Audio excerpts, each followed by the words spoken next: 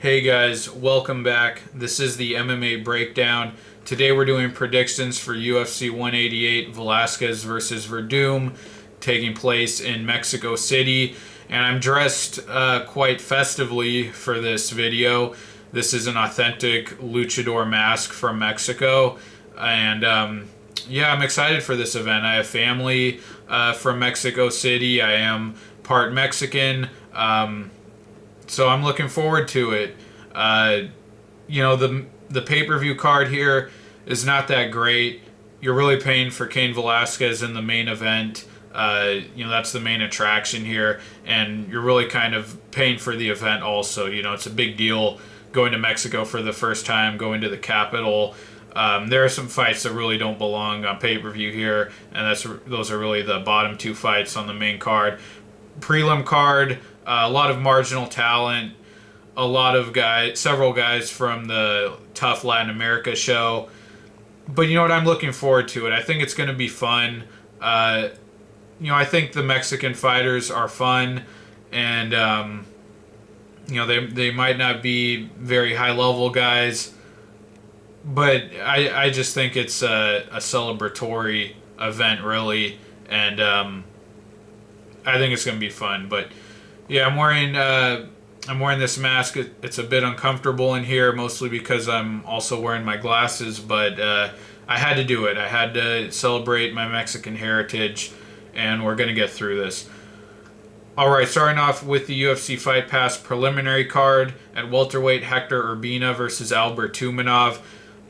No one should have any reason here to pick Urbina. Tumanov should absolutely run through him. It should be a devastating first-round knockout, just like he did to Matt Dwyer and Anthony Lapsley. The guy lost his first fight in the UFC against Ildemar Alcantara, got out-wrestled, which doesn't really make a great case for him against Urbina. Urbina is a wrestler, but not a very good one. And after that loss, he's really turned it around and is really riding some strong momentum going into this fight. Against Dwyer, he finished him in the opening minutes in that fight, blasted him with a head kick. And then his last fight against Nico Musoke, dropped the first round, I thought, but made some adjustments and really had the more technical boxing and was able to clearly outstrike Musoke for the last two rounds. So really talented striker. Urbina, really, I think, just a marginal talent. On Tough 19, looked terrible against Cathal Pendred. Cathal Pendred just wanted to clinch and wrestle with him, and Urbina, being the guy with an American wrestling background, got out-wrestled and couldn't get it done. Won his last fight in the UFC against Edgar Garcia. Was getting out-wrestled, I think, early on, but was able to submit him with a guillotine choke. And I just don't think that fight was meaningful at all, really. They didn't even bring this guy in for the Tough 19 finale. Just brought him in for the last Mexico card. So I think Tumanov's going to get a real easy knockout in the first round here. All right, moving on to featherweight, Gabriel Benitez versus Clay Collard. Benitez, contestant from Tough Latin America. And because there are several contestants from that season on here, I want to get this out of the way. A lot of people probably say that the Mexican fighters from all of the contestants from Tough Latin America, they're low-level fighters just because, they're from Mexico or from these other Latin American countries. But that argument for me, picking against a fighter just because of his place of origin, to me, that argument doesn't hold up anymore. And the example I point to, back on the last Macau card last August, you had two fighters from Tough China. Wang Sai fought Danny Mitchell, and Zhang Li Peng, the winner of that season, fought Brendan O'Reilly. O'Reilly was from Australia, and I was listening to other people give their analysis on that fight, and they were picking O'Reilly just because they said, Li Peng was from China, and they couldn't they couldn't pick someone with that background compared to a more a guy from a nation where MMA is more developed, like Australia. And Li Peng totally outworked him, bloodied him up, really ragdolled him. And Wang Sai wrecked Danny Mitchell. Just looked like a way better fighter than him. He was badly dominated, and these guys might not have really an extensive background, but this sport is really young. It's not like a guy trying to join an NBA team, never playing basketball in his life. That sport is way more developed. I think the sport is young enough. You get these young guys, you give them a couple years of training, and they can develop at a really high rate. So I just want to say that because the Tough Line America fighters, I don't think they're really able to compete at a high level yet in the UFC. But in this day and age when they're bringing in all of these new fighters who are just coming off of the regional circuit and haven't really fought anyone that good yet, I think these guys with less experience do have the ability to improve fight to fight at a high rate and compete with these guys who aren't very experienced from the States or any other place where MMA has been around longer. All right, sorry for that, but Gabriel Benitez versus Clay Collard. This is a fight, though, where I feel that Benitez, while not really a bad fighter for his level, I think Clay Collard is just way more skilled. Collard had a great showing in his debut against Max Holloway, competed really well with him on the feet. He's a dynamic striker. Ended up getting finished in the third round there, but we all know how great Holloway is now. And then in his last fight, beat Alex White. Pretty much outstruck him, used dynamic striking, and showed a bit of a ground game. I think got a takedown late in that fight, and pretty much dominated Alex White. So I think Clay Collard is a guy to keep an eye on. Looks like a dynamic striker with a little bit of wrestling ability. And Benitez, he got a finish on the show. I think it was over Bentley Seiler. I'm not positive about that.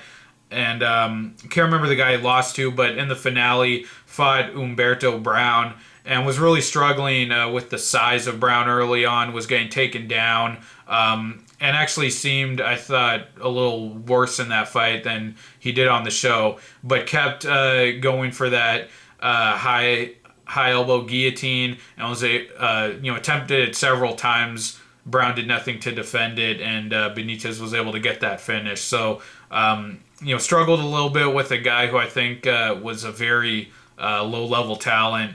And Clay Collard, having been competitive with Holloway and getting a win in the UFC, I think Benitez is just outmatched here. And Collard's striking should just be light years ahead of Benitez's. So got to go with Collard here. All right, next up at welterweight, last fight on the Fight Pass prelims, Augusto Montano versus Cathal Pendred. Now, I've said this before, Cathal Pendred, I just hate watching the guy fight, and I don't want to disparage anyone, who competes in MMA, even at the amateur level, and especially not at the UFC level, but I hate watching Cathal Pendred fight because he's just terrible. From Tough 19, I saw nothing special about this guy. I already talked about his fight against Urbina. His entire game plan, is just to get in your face, clinch you, press you up against the fence, work for the takedown that he doesn't, he wasn't getting for a while, and he has zero striking. He's nearly been finished in all of his UFC fights. From his first fight with Mike King, was dropped in the first round, nearly finished. I think, Mike King didn't get so eager and, blow his gas tank in the first round. He would have been finished by a more intelligent fighter. Got dropped by Gasanu Malatov and wasn't able to get any takedowns in that fight. Not that I remember. And then in his last fight against Sean Spencer, Spencer got robbed, nearly knocked him out in the first round. However, I think Pendred is slowly improving. He does, in his last fight against Spencer, was able to recover. from the big shots he took, and was able to get the takedowns throughout the fight, and kind of made it close enough where if you don't really know what you're watching, you could score the fight for him. And I did think Spencer won that fight, but I thought that the way Pendred was able to get some of those takedowns, he made it look closer than it really was, and he came close with a scissors choke actually in that fight against Spencer. So I think his wrestling game is improving a little bit, is showing some submission ability on the ground, at least threatening with submissions. But Montano was getting out wrestled by Chris Heatherly in his last fight, in his debut. Turned it around though, got back to his feet and just poured it on. Heatherly had him up against the fence, was landing knees and strikes from in close and put him out. So I think Pendred is going to have some really scary moments on the feet here. I think he is going to get very close to getting finished, but I think he recovers. I think he is able to win this fight on takedowns. Montano was taken down, losing the wrestling game against Heatherly. So I think Pendred's going to be able to put that size on him, grind on him, get the takedowns, and squeak out a decision here. But I do think Montano is a real threat on the feet to finish him. But I got to go with Pendred. I also just think Montano, even though he finished Heatherly, I just think he kind of looked like a low-level MMA fighter, which Pendred is as well. But I'm going with Pendred to win the decision. All right, moving on to the FX prelim card, not Fox Sports 1. Lightweight Francisco Trevino versus Johnny Case. I think this is I'm taking Case here. I think he should be the favorite. Trevino hasn't fought since March of last year. Fought Hene Forch, who's another just marginal talent and is no longer with the UFC. Won a decision. Pretty much used basic striking to outstrike Forch. Looked undersized for the weight class. But yeah, just basically, had a jab and a cross and was able to, that was enough to beat Forch. But Johnny Case, this guy's looked pretty good in his 2 UFC fights. Finished Kazuki Tokudome in his debut. First guy to do that in the UFC. Knocked him down with a big shot and then finished him off with the guillotine. And his last fight really dominated Frankie Perez with wrestling. Was taking him down throughout the fight. Turned it on in the 3rd round with ground and pound to get the finish. So I think Johnny Case, pushes a high pace. He has decent striking and has shown submission ability. So I'm going to go with Johnny Case here. I think he can get a finish. All right, next up, bantamweight, Alejandro Perez versus Patrick Williams. Alejandro Perez, the winner of Tough Latin America at bantamweight, beat Jose Quinones, who's actually fighting on the next upcoming card, the New Orleans card, and I did my predictions already for those fights, so check those out. I actually thought he lost his fight against Quinones in the finale. Throws big shots, throws haymakers, and that's really all he has. It worked on the show. He was able to knock out Guido Canetti, and I think he fought... I can't remember who he fought, the other guy in the house, but got a big knockout in the house. It was a close fight against Quinones. Was able to land some of those big bombs, but that's pretty much all he has and seems pretty one-dimensional to me. Patrick Williams, though, hasn't fought in over a year. Lost to Chris Beal last time out, and that was an awful fight. Up until the flying knee knockout of Chris Beal, but both of these guys just look terrible. Williams really seemed to have no ability to land any strikes on the feet, and he looked very bad. So this is a case where I think Perez has just looked more impressive from what we've seen of him so far. So I'm gonna take Perez here. I think he can win a decision or clip Williams with one of those big shots. So I'm taking Perez. Next up, at lightweight, Efrain Escudero versus Drew Dober. This is a closer fight, not one that I'm really looking forward to. Escudero's return to the UFC, I don't think has been anything really impressive at all. The way he left the UFC last time, he left on some bad losses. He was on a 2-fight losing streak to Volkman and Mac Danzig, where he just didn't have any sense of urgency and didn't really fight with any vigor. And the same thing against Leonardo Santos when he came back this last time. Didn't look good. Santos gassed badly in that fight, and he knocked him down in the third round. But the first 2 rounds just got outboxed by Santos, and just seems to fight at a very slow pace. Never seems to be able to turn up the heat. In his last fight against Rodrigo de Lima, though, did get a pretty dominant decision. Was able to nullify the submission game on the ground and outstruck him. But Dober, I think, has been fighting just at a better level and fighting with more hunger to win. I thought he was on his way to winning against Leandro Silva in his last fight before the ref stopped it. Silva had his arm around his neck, but didn't even have the choke in, and the ref stopped it. And then against Varner, I can't really count that as a win for Dober. I mean, Varner knocked himself out going for a suplex, dropped himself on his own head basically, and was pretty much out. And Varner capitalized on that. I can't really count that too much for Varner, but I thought he looked good against Nick Hein. Didn't look bad there. A guy with not really a defined skill set, just kind of seems to have average kickboxing, and got on top of Silva there for a bit in that fight. But I just don't like the way Escudero's been fighting. Doesn't seem to have a sense of urgency or real hunger to win. So I'm taking Dober to win a decision here, and just by outworking Escudero. All right, last fight on the prelims: flyweight Henry Cejudo versus Chico Camus. Chico Camus, coming off of his first fight at flyweight, got a decision over Brad Pickett, and I think dropping weight classes was the right move for him. In that fight against Pickett, seemed to have a big improvement in speed and striking fluidity that he didn't have before. Was throwing knees and looked pretty dynamic on the feet, and pretty technical as well. Had some bad performances at bantamweight, losing to...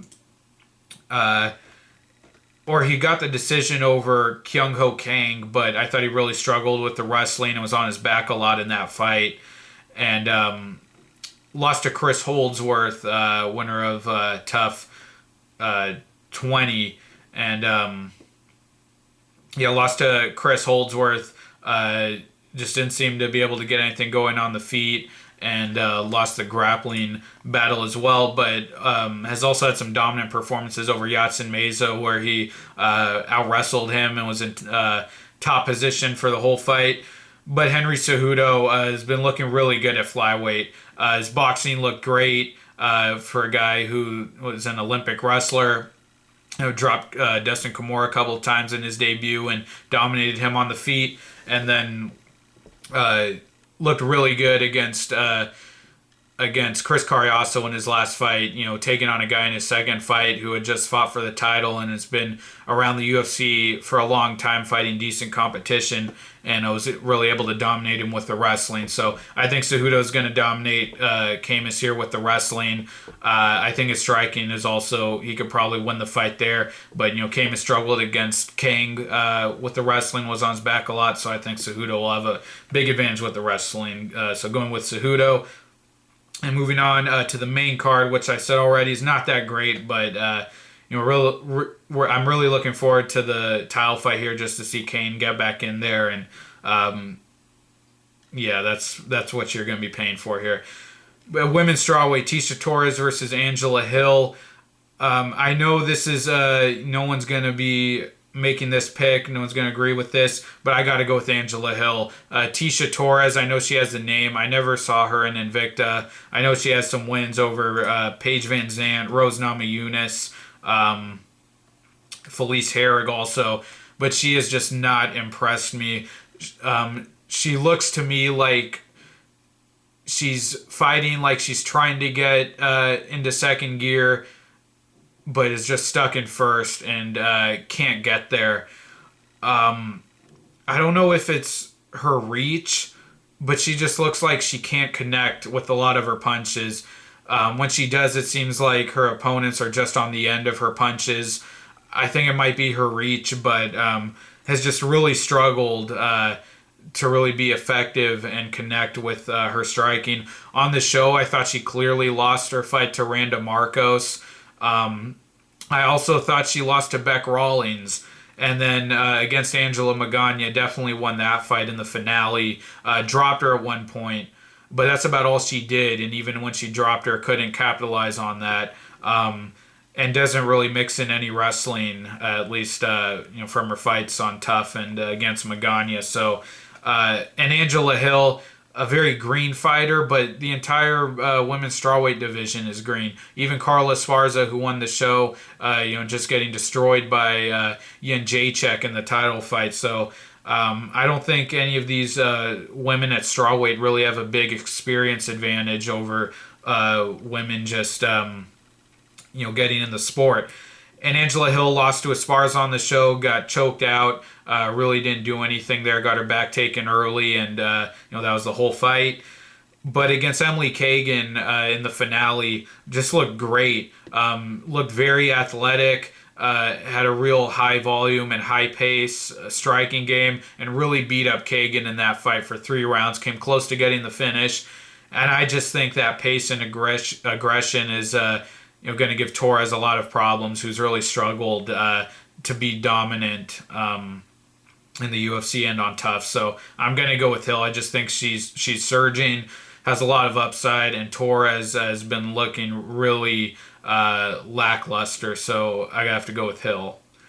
All right, moving on. At featherweight, Yair Rodriguez versus Charles Rosa. This is the guy here to look out for from Tough Latin America. This is what I'm talking about when I'm talking about guys who don't have really a deep background in MMA, but look really talented. And Charles Rosa, I don't think by any means is really a high-level prospect that's climbing the ranks or is going to do that really. Performed well against Dennis Seaver in his debut on really short notice, but still lost the fight. And then against Sean Soriano, that fight was pretty even. It was back and forth. Rosa was in some bad spots on the ground. The striking was pretty even. Was eventually able to get the Darce choke. But I don't think, does not look dominant, does not really look like he has a defined skill set. And Yair Rodriguez, say what you want about these guys from Tough Latin America. This guy, to me, I think he's very green. I don't think his game is really refined, but he looks like he has a lot of talent. And I watched Tough Latin America when he fought Humberto Brown. He showed a really active guard, a lot of dexterity in his legs, was going for a reverse triangle, really good at locking up the triangle quickly, and was fighting a really low-level guy, but you don't even see that that kind of dexterity and fluidity off of his back, off of the back from a lot of young fighters, and he looked really comfortable in there. And then against Rodolfo Rubio, was using really dynamic striking, hit him with a spinning back fist, and I think threw some unorthodox kicks in there as well, and finished him really quickly in the first round. Jumped on him when he had him hurt. In the finale, kind of disappointed a bit against Leonardo Morales. I think was showboating too much. But I think was still more active than Morales. But if he comes in with his head right here, I do think he can beat Rosa. I think Rosa might be able to give him some problems on the ground, but I don't think Rosa's a great wrestler where he can just take Rodriguez down at will, especially with that active guard that he has off off of his back. And then on the feet, I think Rodriguez just has the dynamic striking and has the advantage there. So I'm going with Rodriguez here. Rosa's tough, has some submission ability, but I just think Rodriguez has all the talent and athleticism to become a credible fighter in the UFC. So I'm going with Rodriguez. I'll say to win a decision. All right, next up at middleweight, Kelvin Gastelum versus Nate Marquardt. This is a fight that's good for Gastelum to get a big win in front of the Mexican fans. But Marquardt has no business in this fight. I think Gastelum's going to knock him out at some point. I'd say no later than the second round. But Marquardt, just one of these guys that hasn't been able to really get back. Hasn't been able to return to his previous form. I think the last significant fight he had was against Tyron Woodley. Getting the knockout over him was really impressive. But after that, went on a 3-fight losing streak, getting knocked out brutally by Ellenberger and Lombard, where he just looked like he was standing in front of them, waiting for them to knock him out. Was able to get the win over James Tehuna, but I really don't think that means anything at this point. Tehuna is not even fighting actively at this point, and his last fight against Brad Tavares was just lost a decision where Marquardt really had no answer for the kickboxing of Tavares. It's not like Tavares was fighting at a really high pace. It was just kind of Tavares' usual kind of even-keeled pace of kickboxing, and Marquardt just had no answer. So I have to go with Gastelum here. Obviously, Gastelum has had some really good performances at welterweight. It's really competitive with Rick Story. The finish over Melanson was really nice. And then in his last fight, finishing Jake Ellenberger looked good. He's got good boxing. Starts fights a bit slow sometimes, like against Nico Musoke. Got his back taken, got slammed in that first round, but was able to take over with the boxing the rest of the fight. Has a real good rear naked choke. Finished several guys on tough with that. And I just think he's going to have a big power advantage, and Marquardt's chin, I think, is very brittle at this point. So I think Gastelum, and I actually thought Gastelum won the fight against Tyron Woodley. I really do. And I think Marquardt's just going down and should probably retire at this point. So I have a knockout win for Gastelum. I'll say second round, maybe even the first. All right, on to the co-main event, lightweight Gilbert Melendez versus Eddie Alvarez. I think this could be a really good scrap. Two guys who like to brawl. Melendez hasn't done a whole lot in the UFC. Was really competitive with Henderson for the title, but it still wasn't a fight where, he really put the hurting on Ben Henderson. And then had that great brawl with Diego Sanchez, although I don't think that was a smart way to fight. I think it was more playing to the crowd there. Got his back taken early in that fight and got dropped in the third round by Sanchez, which doesn't really look good considering where Sanchez is at this point. But then his last fight against Anthony Pettis, I thought he was doing everything right, up to the point where he got caught in the guillotine.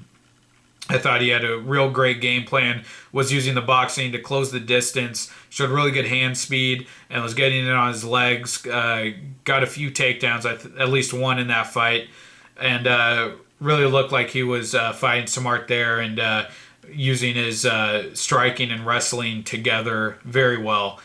And Eddie Alvarez, I love the fight against Michael Chandler, the second one. I really think that's where he looked his best. So great hand speed, really tight boxing, trading in the pocket, and good wrestling as well. But against Cerrone, I just thought he looked really flat. Had a brief flurry where he was able to get the tie clinch and landed a series of uppercuts, but that was it. The rest of the fight just struggled with the reach and the range of Cerrone. Couldn't get inside, and I didn't think he looked good. I think he looked uninspired and looked flat. If Melendez decides to brawl, I think it could be an even fight. Alvarez, I think, might have a power advantage and the chance to catch him there. But if Melendez, puts together a good game plan like he did against Perez, I definitely think, he can be the more composed striker and mix it up with his wrestling as well to get the decision win. So I'm going with Melendez by decision. And then the main event for the heavyweight title, Cain Velasquez versus Fabrizio Werdum. Look, Werdum is a good fighter. Since coming over from Strikeforce, he's put together a really good win streak. I was really impressed with the win over Travis Brown. I didn't expect him to win that fight. But Cain Velasquez, if Cain Velasquez is healthy, or even slightly suboptimal Cain Velasquez, I still think is enough to beat anyone in that division. Werdum really needs that space and that distance to play that striking game from the outside that he likes. And you saw in his last fight against Hunt, was dropped immediately in the first round in that fight. Just kind of stood in front of Hunt, was able to recover, got the knockout with the knee, caught Hunt coming in. But Velasquez is going to take all that space away. Like he did against Dos Santos, he just puts his head in your chest, runs you back into the cage, and just beats you up there. And I just think he's going to pummel Werdum. Even on the ground, Werdum, he's got great submissions. He's dangerous off of his back. But Velasquez, he's so wide and strong on top. I just think he's going to completely shut down the submission game of Werdum. And he's got devastating ground and pound. The way he put out Bigfoot in their first fight and, what he's done to Junior Dos Santos. I just see Velasquez pummeling Werdum against the fence and on the floor. I really don't think anyone can beat Velasquez while he's still healthy. And that's the big question. Velasquez, I think this is 2 fights now in a row where he had to pull out because of injury. And, hasn't fought since 2013, October, so about a year and a half. If he's really injured, we saw against Junior Dos Santos in the first fight, he can be caught. I don't think Werdum has that kind of power, did show power against Mark Hunt. But, Werdum, I don't know, he wasn't able to finish Nelson, even though he dominated that whole fight. Wasn't able to finish Brown, and I just don't think if he can't finish those guys, even when he's completely in control, I don't see him being able to finish Velasquez, even if he's a bit injured. So I have to go with Velasquez. I think he's going to finish Werdum with ground and pound. I also think on the feet, Velasquez is underrated boxing, has pretty good hand speed and good combination. So going with Velasquez all the way here. All right, guys. Those are my predictions for UFC 188 Velasquez versus Werdum. Thank you for watching. Please like the video, comment, and subscribe. Follow me on Twitter at MMA Breakdown 0. I'm going to be live tweeting during all future events. Already got a few followers on there, a little handful of them. But follow me on there so we can converse. It'll be fun. I hope you guys enjoyed this video. I hope you enjoyed the mask, and I think I'll bring this mask back to do my recap. And I have recaps for the last couple of events, which I'm going to continue throughout the summer. Just did my recap for UFC 187, and the UFC train rolls on. I don't want it to, but we got events for every week of June. Next event is Fight Night Jędrzejczyk versus Penne. Nice title fight, but really don't care about the rest of that card. And then we also have the Tough Brazil 4 finale, Machida versus Romero, a fight that has completely flown under the radar. But I'll have predictions for those soon and a recap for this event. So thank you guys. Take care, and I'll see you next time. Bye.